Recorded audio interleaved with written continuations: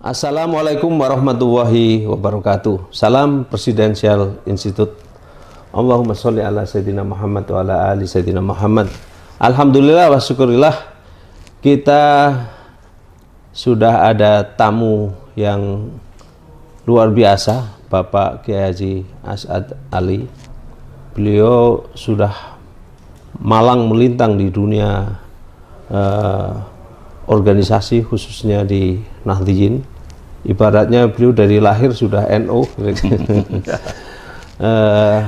Memang dari keluarga besar Nahdliyin. Pengalaman beliau nasional maupun internasional sudah tidak diragukan lagi. Tentu Nahdliyin kita sebagai organisasi terbesar di Indonesia, bahkan ormas terbesar konon di dunia, maka sudah selayaknya kita ingin menggali pengalaman Pak Kiai As'ad ini untuk berbagi cerita kepada kita sebagai generasi muda Nahdliyin dan bangsa Indonesia. Tentu patut untuk meniru langkah-langkah beliau, apa rahasia kesuksesannya, kira-kira gitu, terutama bagi warga Nahdliyin. Assalamualaikum Pak Kiai. Waalaikumsalam warahmatullahi wabarakatuh. Sangat luar biasa Kiai bisa berjumpa dengan Kiai setelah sekian lama kita absen sama Kiai. Alhamdulillah. Kiai kemarin sempat menjadi sempat menjadi salah satu calon ketua PBNU di Muktamar Lampung. Cuman beliau itu memang tidak berniat untuk menjadi ketua umum PBNU, jadi ingin menyelamatkan saja. Saya kira itu bagian-bagian terpenting ya Kiai, untuk bagaimana generasi muda NU harus memegang prinsip-prinsip kepemimpinan Nahdliyin yang wasatiyah, yang harus tasamuh, yang harus tabayun dan lain-lain.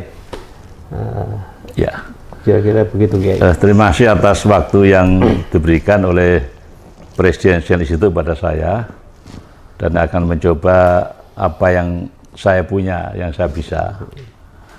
Pertama harus diingat bahwa NU itu kan kumpulan dari ribuan pesantren, ribuan kiai, jadi sifatnya itu otonom.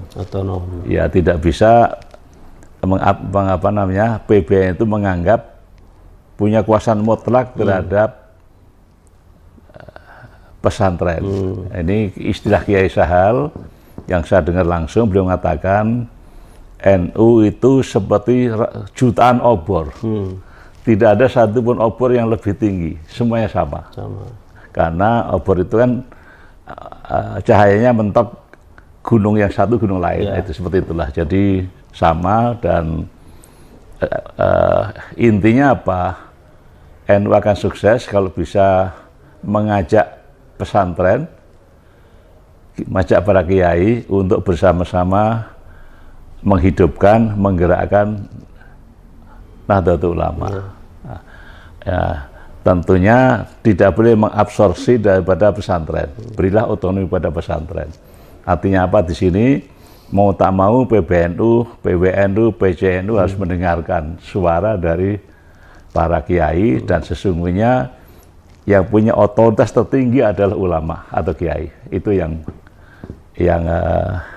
pertama. Kemudian yang kedua, ini adalah organisasi yang jamiah sosial keagamaan, jamiah diniyah sosial keagamaan. Jadi bidang utama seperti itu. Dan kemarin saya dengar Rais Tanfidiyah yang baru, Gus Yahya, mengatakan kita tidak boleh terlibat langsung masalah politik praktis. NU harus steril dari seperti itu. Itu udah benar, cuman seperti Hitoh 26 berarti. Seperti saya itu benar, tapi tinggal bagaimana praktek sehari-hari nanti. Kira-kira gitulah. Itu yang pertama, itu dulu bagaimana. Nah, kita melihat Nahdliyin ini dari masa ke masa kepemimpinannya itu kan mengalami top and down gitu ya, dari kiprahnya di partai politik, kemudian balik terus ada Hitoh 26 gitu. Kemudian waktu yang luar biasa waktu zaman Gus Dur itu di mana Kiai kalau nggak salah sebagai wakil ketua umum ya. Umum gitu. Pengalaman-pengalaman Kiai gitu. Karena Gus Dur itu kan ada yang bilang Gus Dur itu salah satu pemimpin Nahdliyin yang memodernisasi NU gitu, dari yang sarungan apa yang tadinya orang pakai sarung itu ke istana itu dianggap ini orang sarungan ke istana jadi biasa. Jadi seperti awal-awal dulu berdirinya NU. Jadi memang ya kalau suatu organisasi atau negara itu tergantung lingkungan, lingkungannya. Kemudian waktu tahun sebelum merdeka menjadi apa, sosial keagamaan, terus perjuangan kemerdekaan, ikut misalnya merumuskan Pancasila dan lain sebagainya. Kemudian juga zaman Pak Idham Khalid 53 menjadi partai politik. Zaman Gus Dur kita suasana di mana deideologisasi pemerintah yang melakukan itu, melarang partai yang ideologi oriented. Akhirnya NU berubah lagi menjadi organisasi Jamiah Nahdliyah, Jamiah Diniyah wal Ijtimaiyah, itu lagi. Dan waktu zaman Gus Dur itulah Orde Baru lagi benar-benar menekan jangan sampai ideologi oriented, dan dalam pemilu 71 NU ternyata dapat suara kedua. Artinya berbahaya dari segi kepentingan pemerintah waktu itu. Makanya terjadi upaya untuk mencoba menggulingkan Gus Dur, tapi tidak berhasil karena NU kompak. Dan Gus Dur dengan caranya dia bisa melesplahkan tekanan pemerintah dan berhasil menyelamatkan NU dari tekanan politik. Dan dipilih secara sangat demokratis waktu itu. Sangat demokratis karena Muktamar Cipasung. Artinya NU waktu itu benar-benar berani melawan tekanan politik. Ya, tidak mau ikut dalam arus politik. Dan itu juga dimungkinkan karena memang di dalam Orde Baru juga tidak semua menghendaki sadar bahwa NU itu diperlukan, salah satunya sebagai kekuatan yang harus mendukung negara. Ini saya cerita sedikit supaya enak. Tahun 1984 saya di Saudi dari tahun 82, cuti tahun 84 ke Jakarta. Kemudian di kantor saya temui komandan saya, Mayor Jenderal Sunarso Jayusman.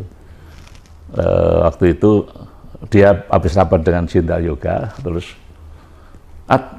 udah lama baru pakai gini, ini kita rapat ini Pak Yoga yang mimpin, ada yang ada salah satu jenderal yang bintang 2 yang mengusulkan NU kok bandel, dikerasi aja.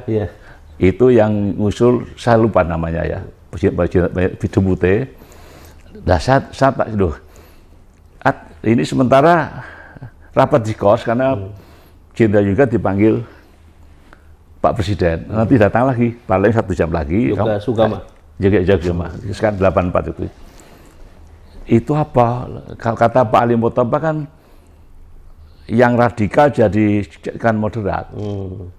Yang ekstrim jadi radikal jadi moderat. Nah, kalau NU itu kan itu sebenarnya apa, radikal apa moderat? Terus saya bilang gini, Pak Kiai, Pak Narso, NU itu kan macam saya ini yang dibaca kitab kuning. Kitab kuning itu kan kitab kecil-kecil yang disadur dari kitab besar, ya kan?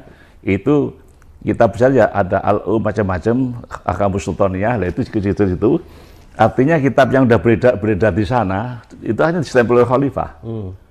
Jadi pasti pro pemerintah. Makanya di NU itu tidak ada istilah pemberontak itu haram, tidak boleh, harus taat kepada pemerintah. Ya, cukup itu cukup. Nah, itu.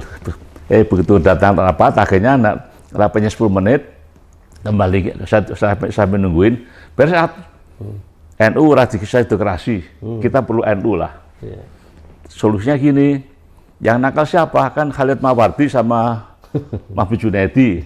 Pak Khalid Mawardi jadikan duduk-dubes. Ya, Mahfud dikasih apa nggak tahu. Saya masuk di Golkar kalau nggak salah, Pak Khalid Mawardi. Pak itu kan Khalid Mawardi kan ketua Ansor. Iya, Ansor. Itu jadikan dubes di Syria. Yang Mahfud saya lupa jadi apa. Kira-kira itulah. Jadi itu anunya bahwa NU berani berbeda dengan pemerintah, tapi ada ukuran-ukurannya di mana pada akhirnya juga damai dengan pemerintah. Dan pemerintah juga tidak akan ngerasa NU gitu. Jadi di sini tidak ada pelacuran politik. Nah, seperti itulah. Itulah yang kita harapkan ke depan NU seperti itulah ya, seperti itu. Dan tapi persoalannya beda ya. Sekarang kan negara demokrasi. Betul. Siapa ya calon presiden itu mengenai dukungan NU. Iya, karena NU sebagai mempunyai warga yang sangat. Tapi pandangan itu salah. Ya. Pandangan itu salah. Jadi politisi melihat NU secara salah. Saya katakan tadi, NU itu otonom, obor. Yang punya NU ya kiai-kiai itu. Ya. Jadi walaupun ketua umumnya dipilih, saya milih ini, milih ini, dia nggak ikut. Pak Said 2014 milih Prabowo. Ya. Saya lapor ke Kiai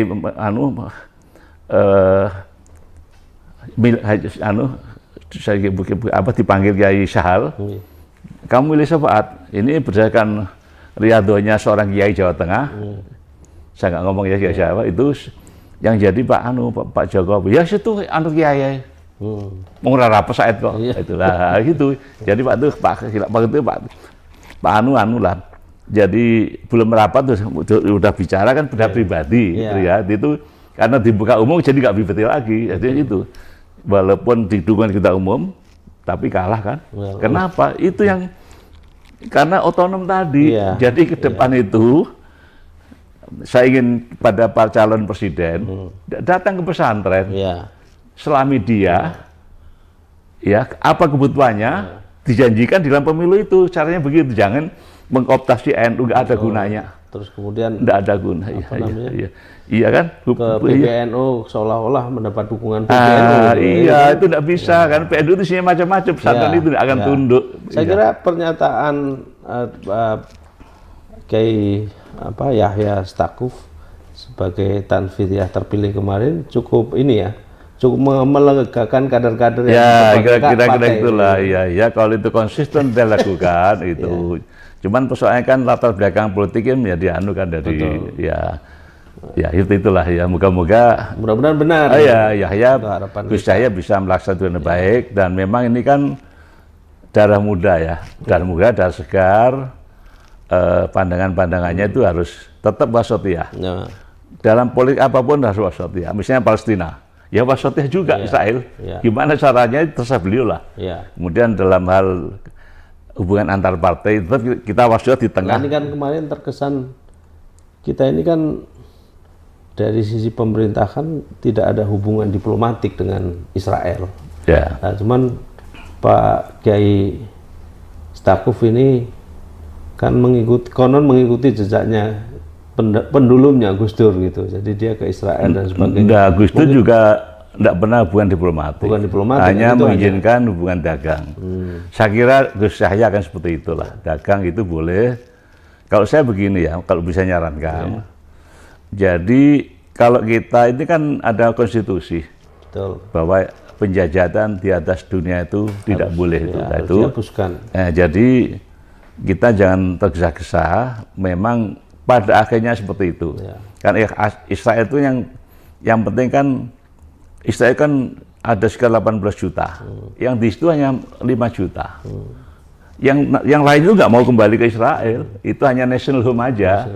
Kalau negara Arab itu menjamin keamanannya, termasuk kita menjamin keamanannya, negara itu aja. Cuman yang belum ada itu kan jaminan politik untuk rakyat Palestina apa. Ini harus kita perjuangkan. Caranya menurut saya, cara Gus Dur tadi, hubungan ekonomi dengan orang-orang Palestina, hubungan ekonomi.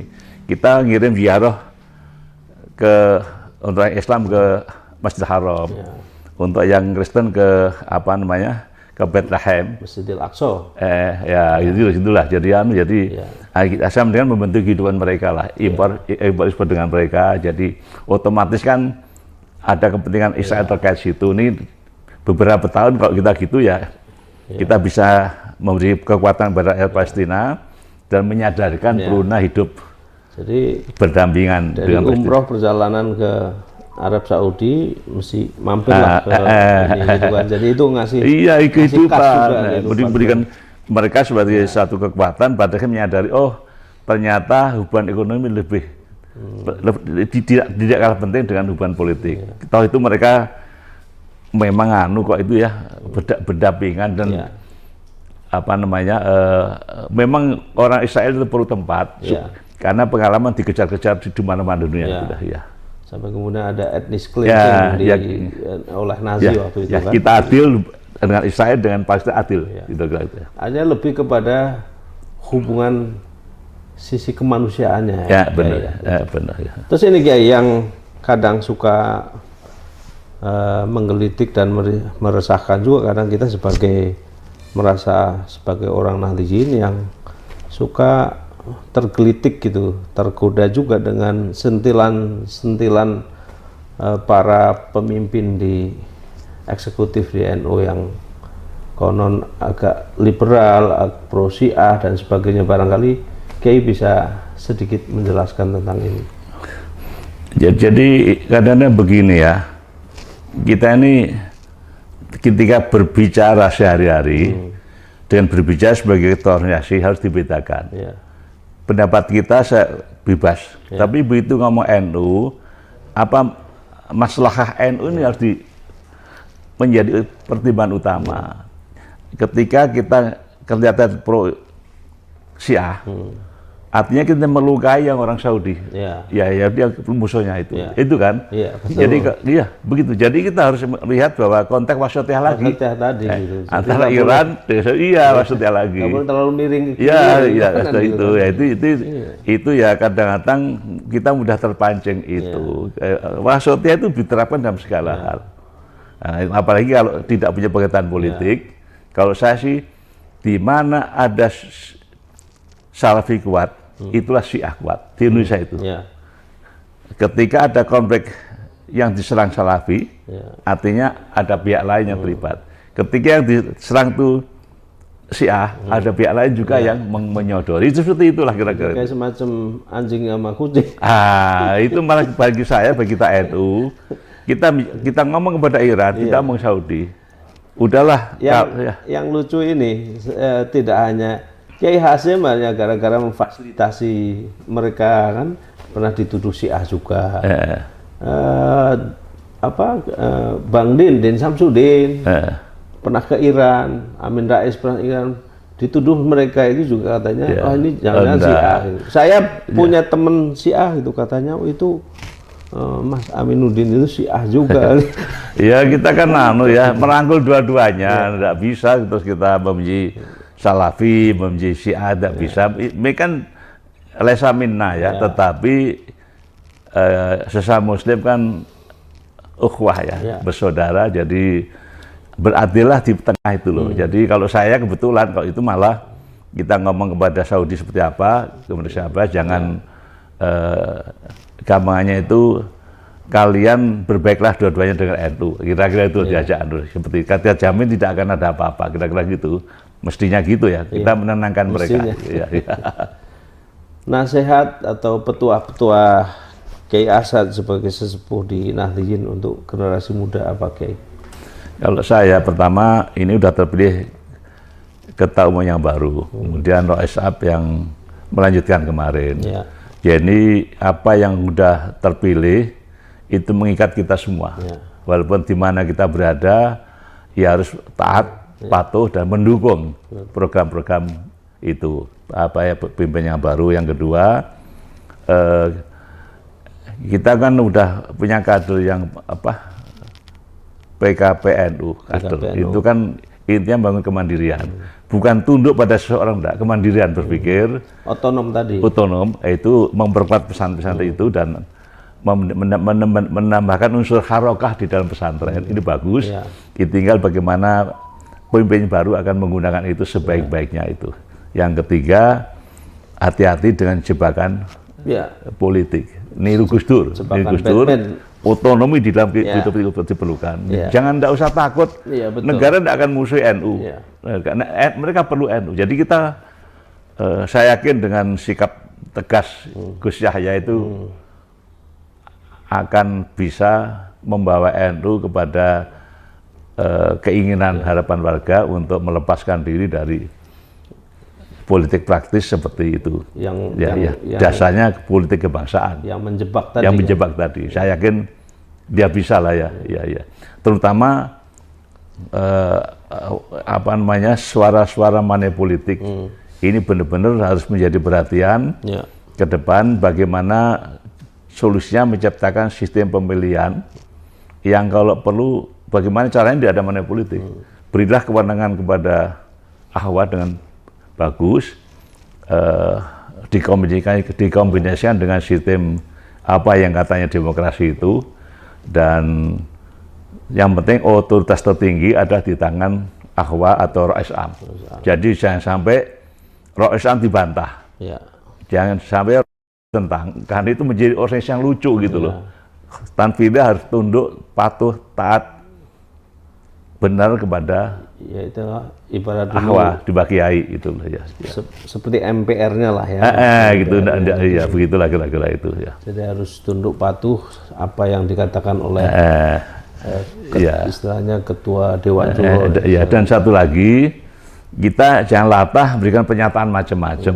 Semua pertanyaan ketua umum itu harus dimusyawarahkan dengan RSM dulu. Tidak boleh seenaknya, itu tidak boleh, supaya menjadi sensasi, akhirnya malah merusak NU sendiri. Sensasi, ada kelihatan pro Syiah, kelihatan anti Salafi, itu tidak bisa semua. Kita dua-duanya kita rangkul, kita rangkul demi maslahah ummah, Nahdlatul Ulama dan Indonesia, kira-kira gitu ya. Apalagi kemarin kita sempat agak, masa seorang Gus Yahya misalnya agak sedikit mencibir habaib gitu, saya kok agak kurang ini gitu ya. Apa itu memang hanya guyonannya Gus Yahya? Kalau saya sih menganggap itu guyonan gitu ya, karena biasanya kiai-kiai di kalangan NU kan juga senang sekali guyon-guyon dalam dakwahnya kan. Itu kan ciri khas kan gitu ya. Ya memang guyonan, tapi persoalannya kan tokoh yang sekarang ini karena medsos, kita harus hati-hati bicara karena semua jadi wilayah publik. Kita harus sekali. Saya yakinlah Gus Yahya setelah jadi ketua umum kan akan hati-hati, tidak ngomong sembarangan, karena itu juga konsekuensinya bukan masalah citra buruk, citra jelek terhadap NU, bisa tuntutan hukum. Karena dulu ada seorang tokoh NU yang mengatakan si ini teroris, si ini teroris. Orang datang ke saya mau nuntut tokoh tadi. Saya bilang jangan dituntut.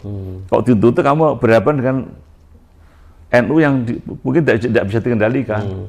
Terus gimana? Saya ingat aja supaya tokoh itu tidak ngomong itu lagi. Selesai. Akhirnya dan ada masalah bicara sesama Muslim, selesai kan? Ya NU itu kan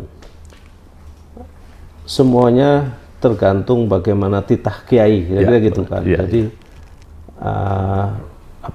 prasyarat utama itu harus tunduk patuh kepada kiai. Nah, saya rasa itu yang harus diketahui oleh generasi kita ke depan, karena dengan tantangan yang demikian luar biasa, banyak sekali yang itu banyak dilupakan. Jadi, mulai dari adab, kesopanannya segala macam itu, sudah serasa hilang. Iya, mungkin pendangkalan pengendalian keagamaan ya. Mereka harus ingat bahwa al-ulama warasatul anbiya, waris para nabi itu itu tetap menjadi pegang teguh kita. Jangan sampai kita kebanyakan baca medsos, baca berita itu, kita nggak bisa memahami kitab gundul itu. Gitu kira-kira. Saya kira itu teorinya tadi kembali taat kepada ulama sebagai itu. Warasatul anbiya.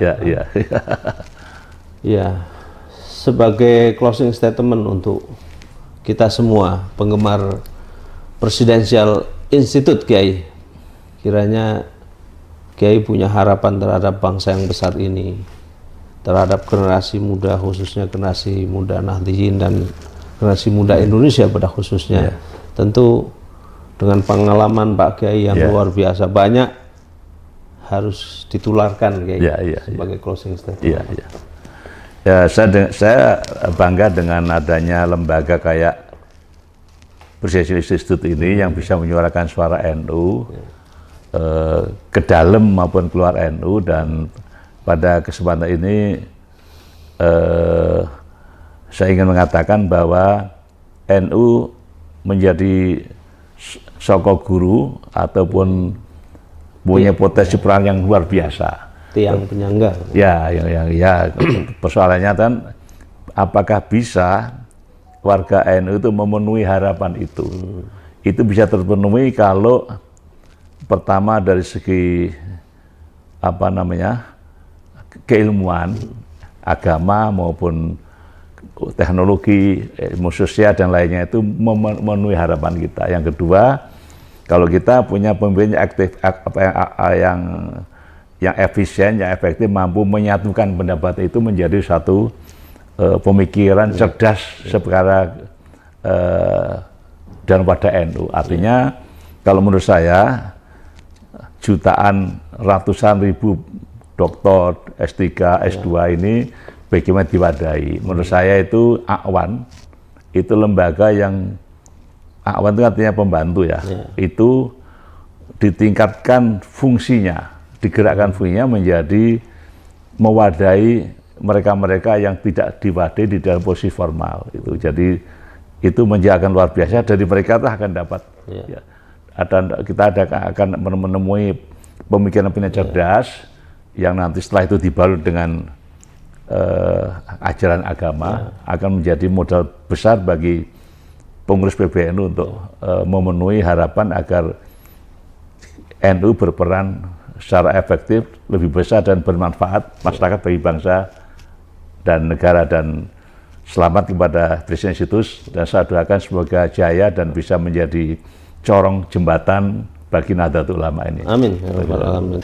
Presidensial Institute kali ini cukup singkat tapi cukup padat juga mewawancarai Kiai Haji As'ad yang sudah berkecimpung banyak di Nahdlatul Ulama. NU ibarat mutiara di tengah lautan samudra.